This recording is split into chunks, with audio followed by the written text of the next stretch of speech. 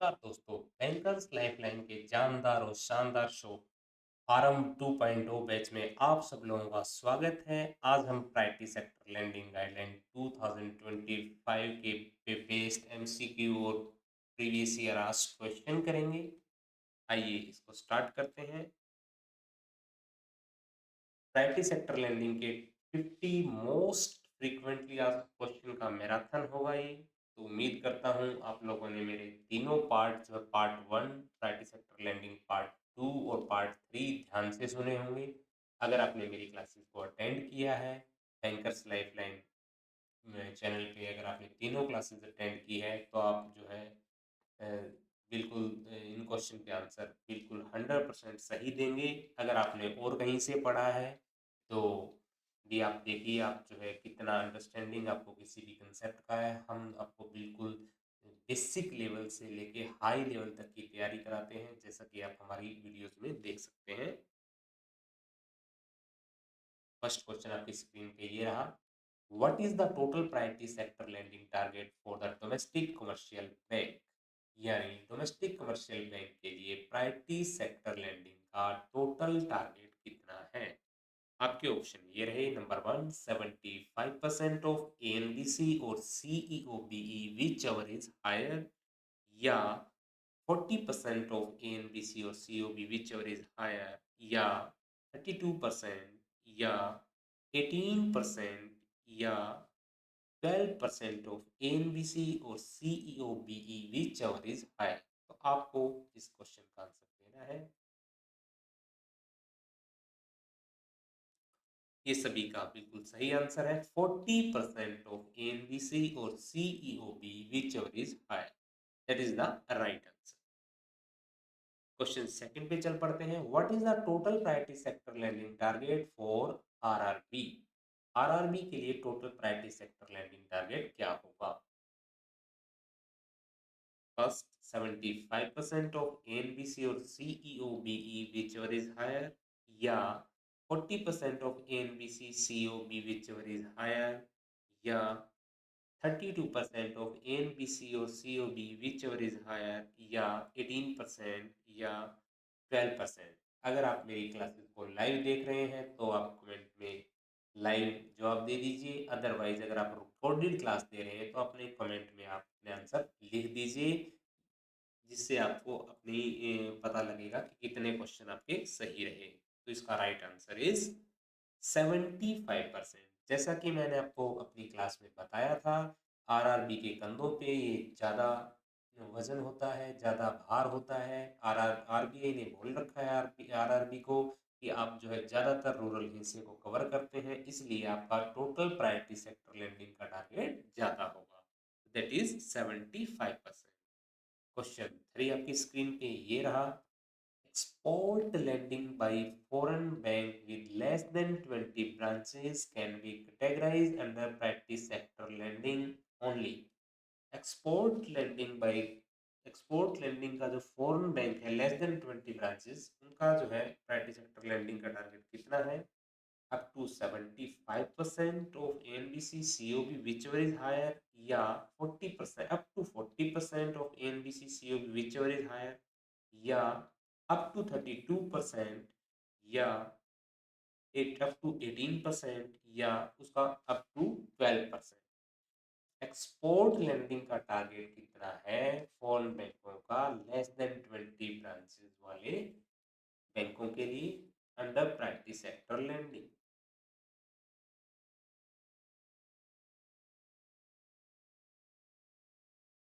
बिल्कुल सही जवाब, आंसर सही है। अप टू 32% ऑफ एलबीसी और सीओबी विच इज हाई। देखिए टोटल टारगेट इनका होता है 40%, अप टू 32% एक्सपोर्ट के अंदर, और अदर जो है अप टू 32 का मतलब है मैक्सिमम 32%, और बाकी अदर सेक्टर के अंदर मिनिमम 8% का इनको सहयोग देना है।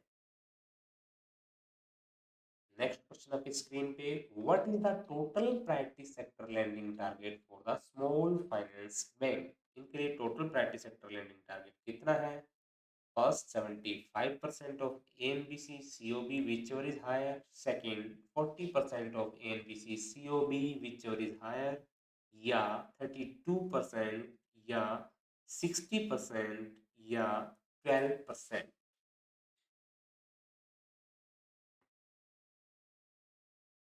मैं देख रहा हूँ इस क्वेश्चन के आंसर जो है अलग अलग आ रहे हैं। कुछ दोस्तों ने इसके आंसर ए लगाए हैं तो कुछ आंसर डी लगाए। यहाँ पे आपका correct option is D, 60% of ANBC और सीओबी विच इज हायर। अगर आपने 75% लगाया है इसका मतलब आप लेटेस्ट गाइडलाइन से चीर परिचित नहीं है, तो आपको जो है लेटेस्ट गाइडलाइन देखनी चाहिए। हाल ही में आरबीआई ने जो इसको 75% से 60% का टारगेट कर दिया है। तो राइट आंसर इज डी।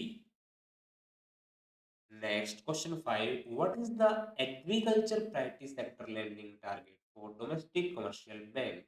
यानी डोमेस्टिक कमर्शियल बैंकों के लिए एग्रीकल्चर का लेंडिंग टारगेट कितना है?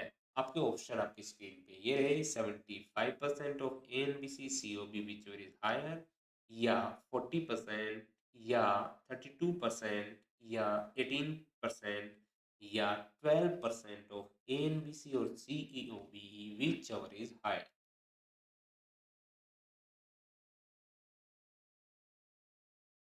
बहुत ही आसान क्वेश्चन और आसान सा आंसर। 18% ऑफ एएनबीसी और CEOB whichever is higher, यानी टोटल प्रायोरिटी सेक्टर लेंडिंग का टारगेट इज 40% और उसमें से एग्रीकल्चर का टारगेट इज 18%। बिल्कुल सही जवाब।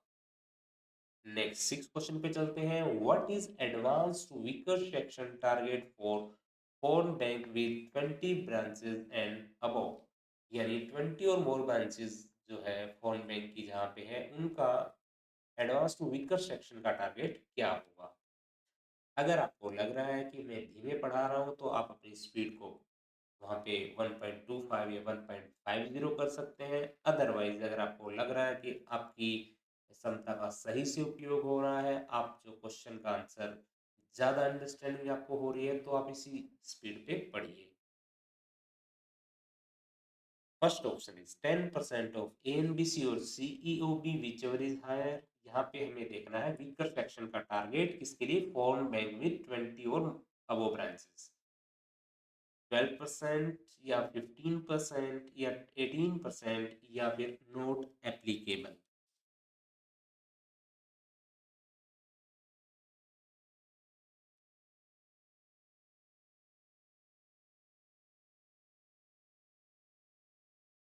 और आपका right answer is 12% of ANBC और COB whichever is higher. Next 7 question पे चलते हैं। What is the advance to micro enterprises target for domestic commercial बैंकों का माइक्रो इंटरप्राइजेज का टारगेट क्या है?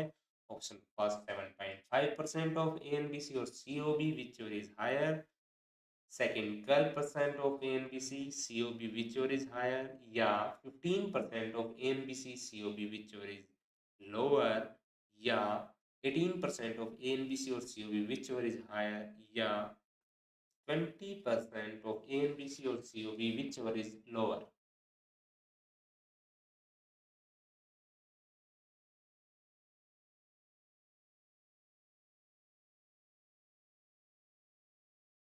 और आप सभी का आंसर बिल्कुल सही है। 7.5% of ANBC COB whichever is higher.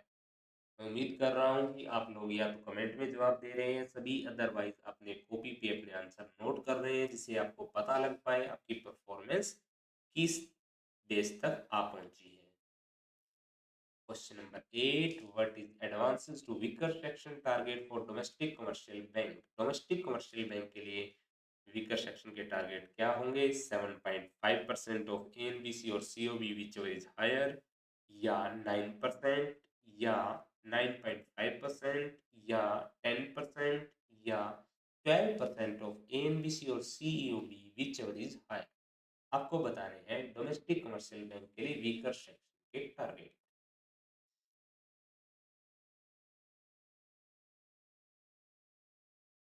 बिल्कुल सही जवाब। E is the right answer. 12% of ANBC और COB whichever is higher. Ninth question आपकी स्क्रीन पे ये रहा। What is advances to weaker section target for RRB? RRB के लिए वीकर सेक्शन का टारगेट कितना है? First 7.5% of ANBC or COB, whichever is higher, या 9% या 9.5% या 12% या 15% of ANBC or CEOBE, whichever is higher.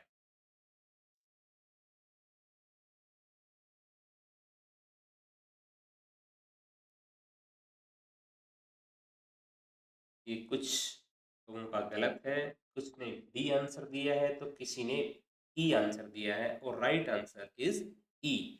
15% of ANBC और COB whichever is higher. मैंने आपको बताया था कि आरआरबी के कंधों पे ज्यादा बोझ है, तो वहां पे टोटल प्रायोरिटी सेक्टर का लैंडिंग का टारगेट भी ज्यादा है उनका, और इसी तरीके से उनका वीकर सेक्शन का टारगेट भी 12 की बजाय 15%।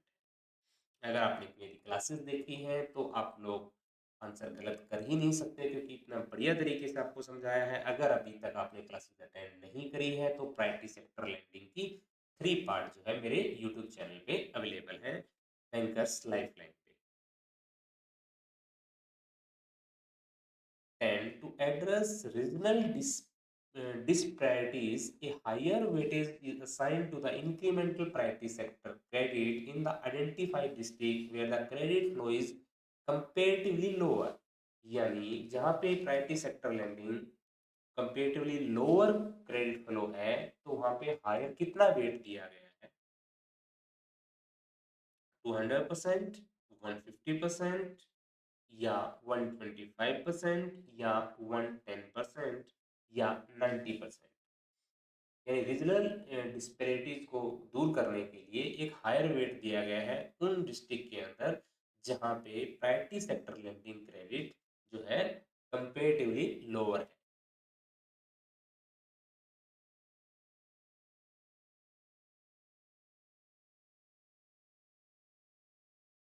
और आपका राइट आंसर इज 125%। यानी जहां पे कंपेरेटिवली लोअर क्रेडिट फ्लो हुआ है प्रायोरिटी सेक्टर लेंडिंग का, तो उन्होंने बोला अगर आप 100 रुपीज भी देंगे तो उसका जो है हायर वेट मिलेगा, 125% उसको माना जाएगा। To address regional disparities, and a lower weight is assigned for incremental priority sector credit in identified district where the credit flow is comparatively higher। यानी उन डिस्ट्रिक्ट में जहाँ पे priority sector lending target lending already higher है, वहां पे उनको lower wait दिया गया है। कितना? 90%, 85%, 80% या 75% या 70%? बिल्कुल राइट आंसर 90%। यानी आरबीआई का कहना ये है, ऐसी डिस्ट्रिक्ट जहां पे प्रायोरिटी सेक्टर लैंडिंग ऑलरेडी ज़्यादा हो चुका है, तो वहां पे अगर आप प्रायोरिटी सेक्टर लैंडिंग करते हैं तो आपको उसको 90% वेटेज दी जाएगी। यानी 100 रुपये का अगर आप लैंडिंग कर रहे हो तो उसको 90 माना जाएगा। To address the regional disparities, a higher weight is assigned to the incremental priority sector lending in the identified district where the per capita PSL is less than। यानी हायर वेटेज उन district में दिया जाएगा जहां per capita priority sector landing is less than, कितने से कम होनी चाहिए? लेस देन 9,000 या लेस देन 10,000 या 12,000 या 15,000 या 25,000। यानी कितने से कम प्रायोरिटी सेक्टर लैंडिंग हो कि उसे हायर वेटेज दिया जाए। तो इसका बिल्कुल सही जवाब आप लोगों का 9,000 से कम अगर per capita priority sector landing है तो उन्हें हायर वेट दिया जाएगा। To address regional disparities, a lower weightage is assigned to the incremental priority sector credit in the identified district where the per capita priority sector lending is greater than। किससे कितने से ज्यादा होगा तो उसे lower wait दिया जाएगा?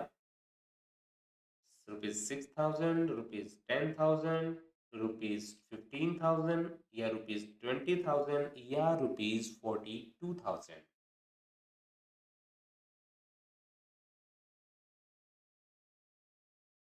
बिल्कुल सही जवाब, जहाँ पे 42,000 per capita priority sector landing जो है, अगर 42,000 से ज़्यादा होगा तो उसे लोअर वेट दिया जाएगा, यानी 90%। loan to farmer for installation of standalone solar agriculture pump and for solarization of grid connected agriculture pump is to be categorized under। यानी अगर फार्मर के installation of stand alone solar हो या agriculture pump हो, solarization of grid connected agriculture pump, तो ये किस category के अंदर आएंगे? Number 1 farm credit individual farmer में आएंगे, या एग्रीकल्चर इंफ्रास्ट्रक्चर में आएंगे, या एग्रीकल्चर एंसिलरी एक्टिविटी में आएंगे, या इनडायरेक्ट एग्रीकल्चर में।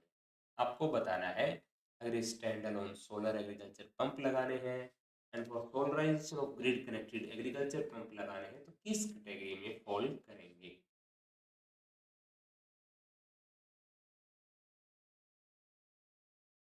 बिल्कुल सही जवाब, ये करेंगे यहाँ पे farm credit individual farmer category के।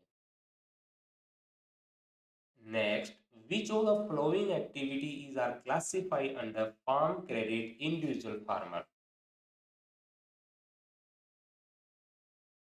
फार्म क्रेडिट के अंदर इंडिविजुअल फार्मर में कौन सी एक्टिविटी क्लासिफाई है? Crop loan including loan for non-traditional plantation. Number 2, long-term loan for purchase of agriculture implements, या फिर loan for post-harvest transformation their own farm produce, या loan to distressed farmer indebted to non-institutional lender, या loan to farmer for installation of solar plant or barren fallow land। आपको बताने हैं इनमें से कौन से क्लासिफाई होंगे अंडर फार्म क्रेडिट इंडिविजुअल ब्रोअर के अंदर। Option is all of above, except one, या 1, 2 एंड 5, या 2, 3, 4, या ऑल एक्सेप्ट 4। आपको बताना है फार्म क्रेडिट इंडिविजुअल फार्मर की कैटेगरी में कौन कौन से शामिल होंगे। जैसा कि मैंने आपको चैप्टर में बताया था कि यहाँ पे दो कैटेगरी होती है, फार्म क्रेडिट इंडिविजुअल फार्मर और कॉर्पोरेट फार्मर। तो इसका आंसर है ऑल ऑफ द अबव, ये सारे के सारे जो है फार्म क्रेडिट इंडिविजुअल फार्मर की कैटेगरी में शामिल होंगे। Next, for being eligible under priority sector loan for agriculture infrastructure is subject to an aggregate sanction limit of per borrower from banking system. यानी एग्रीकल्चर इंफ्रास्ट्रक्चर के लिए aggregate sanction limit कितनी होगी per borrower from banking system? Answer is 5 crore, 10 crore, या 50 करोड़, या 75 करोड़, या 100 करोड़।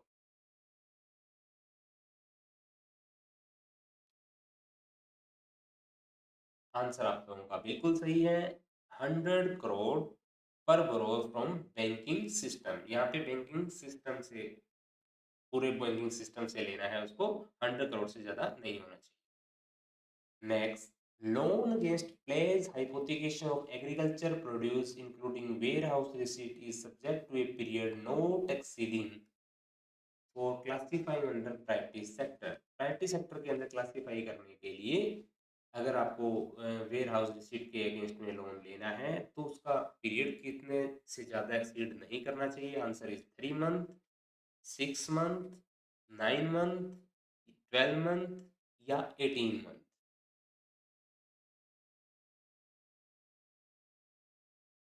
और इसका right answer is 12। Next 18 question, loan against pledge hypothecation of agriculture produce is subject to a limit up to against negotiable warehouse receipt या E electronic negotiable warehouse receipt for classifying under priority sector farm credit individual. यहाँ पे दो तरीके की category होती है, farm credit individual और corporate. आपको बताना है फार्म क्रेडिट इंडिविजुअल के केस के अंदर नेगोशिएबल वेयर हाउस रिसीट के अगेंस्ट में जो है कितने तक का लोन दिया जा सकता है। दैट इज 50 लाख, 60 लाख, 80 लाख, 90 लाख, या 100 लाख।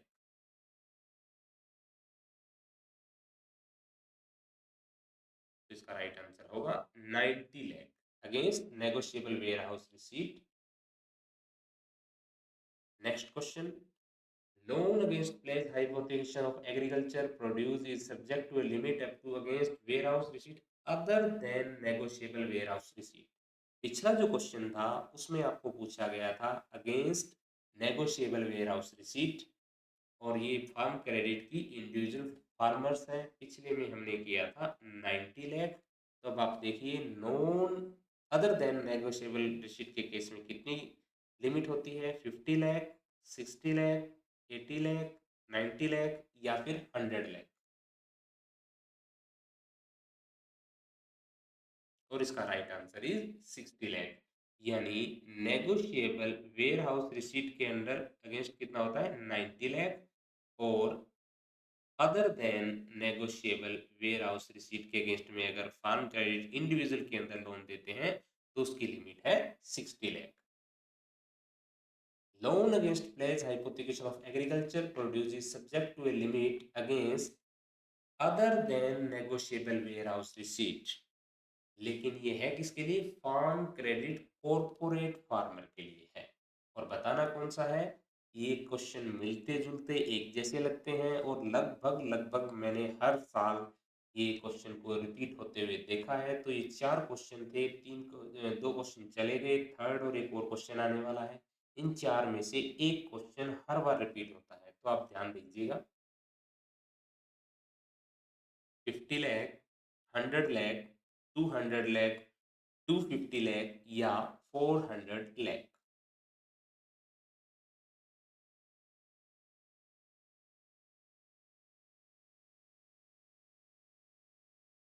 और इसका right answer is 250 lakh. Next, loan against pledge hypothecation of agriculture produce is subject to a limit up to against negotiable warehouse receipt. यानी पिछला क्वेश्चन था other than negotiable warehouse receipt, और ये है against negotiable warehouse receipt और corporate farmer. Right answer is 50 lakh, 100 lakh, 200 lakh, 250 lakh या 400 लाख।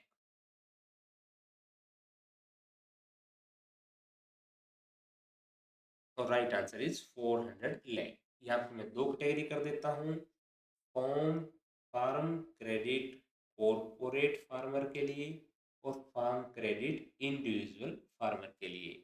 अब हम आगे 2 कैटेगरी करते हैं, नेगोशिएबल वेयर हाउस रिसीट के अगेंस्ट और other than negotiable warehouse receipt. इसी तरीके से इंडिविजुअल में भी 2 कैटेगरी कर देते हैं, नेगोशिएबल वेयर हाउस रिसीट और other than negotiable warehouse receipt. तो अगर कॉर्पोरेट की बात करूं तो नेगोशिएबल के अगेंस्ट में 400 लाख और अदर देन 250 लाख, ये कैटेगरी यहाँ पे बन गई। यहाँ पे क्या होती है, नेगोशिएबल वेयर हाउस के लिए होती है 90 लाख और यहाँ पे होती है 60 लाख। इन 4 में से एक क्वेश्चन हर बार रिपीट हुआ है। कोई ऐसा एग्जाम नहीं गया जिसमें से इन 4 में से क्वेश्चन ना पूछा गया हो। आप जिसने लास्ट जो एग्जाम अटेंड किए हैं आप उनसे पूछ सकते हैं। इतनी ज़्यादा कंफ्यूजन होती है, लेकिन मैंने आपको पढ़ाते हुए इतना इजी और बढ़िया तरीके से पढ़ाया कि आप इसको कभी भूल नहीं पाएंगे। Next, loan up to is per borrower entity to FPO FC undertaking farming with assured marketing of their produce at predetermined price is classified under priority sector finance। यानी ऐसे FPO और FCG जो अंडरटेकिंग लेते हैं sure marketing की कि वे pre determined price पे जो है उनका फसल खरीद लेंगे, तो उनको कितने तक का लोन दे सकते हैं, 5 करोड़, 10 करोड़ या फिर अप टू 50 करोड़ या अप टू 75 करोड़ या अप टू 100 करोड़।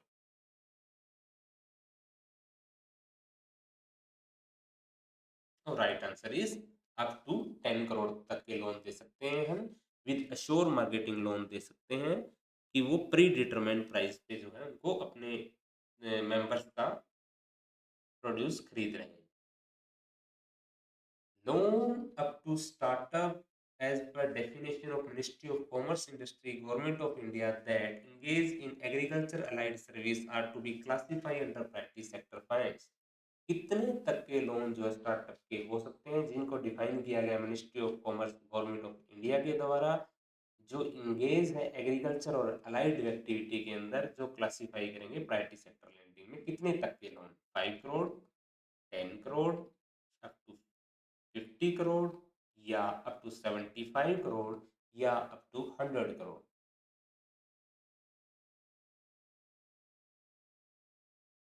तो इसका right answer is up to 50 crore तक के स्टार्टअप के जो लोन जो इंगेज है एग्रीकल्चर और अलाइड एक्टिविटी में, वो क्लासिफाई होंगे प्रायोरिटी सेक्टर लेंडिंग के लिए। Next, loan for food and agro processing up to aggregate sanction limit of per borrower from banking system are classified under priority sector finance and ancillary service के लिए जो है वो माने जाएंगे। 5 करोड़ तक के लोन, या 10 करोड़, या 50 करोड़, या 75 करोड़, या 100 crore. Loan for food and agro processing up to aggregate sanction limit of 100 crore तक के लोन जो है इस कैटेगरी में शामिल होंगे। Next, for the purpose of computation of achievement of the sub target small and marginal farmer under priority sector lending, farmer with land holding shall be categorized as marginal farmer. कितनी land holding तक के farmer को आप जो है marginal farmer कहा जाएगा? Up to 1 hectare, land holding of up to 1 hectare, या more than 1 hectare up to 2 hectare, या more than 2.5 hectare up to 5 hectare, या of land holding of up to 2.5 hectare, या land holding of up to 5 एकड़।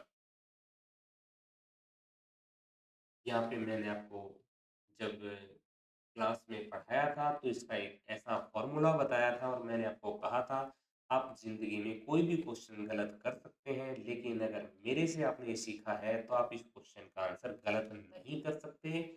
और जहां तक मुझे idea है, अगर आपने और कहीं से पढ़ा है तो इस क्वेश्चन को गलत करने की संभावना 50% तक बढ़ जाती है, क्योंकि आज तक कोई भी इसको शॉर्टकट में आपको नहीं समझा पाया है, जबकि मैंने मेरी क्लास में इसका एक शॉर्टकट आपको बताया था, वो आपके कानों में गूंजेगा। और इस क्वेश्चन का आंसर जिसने मेरी क्लासेस अटेंड की है प्रायोरिटी सेक्टर लैंडिंग की, वो इस क्वेश्चन का आंसर बिल्कुल सही करेंगे। और इसका answer answer is land holding of up to 1 hectare जो होगा वो मार्जिनल फार्मर माना जाएगा।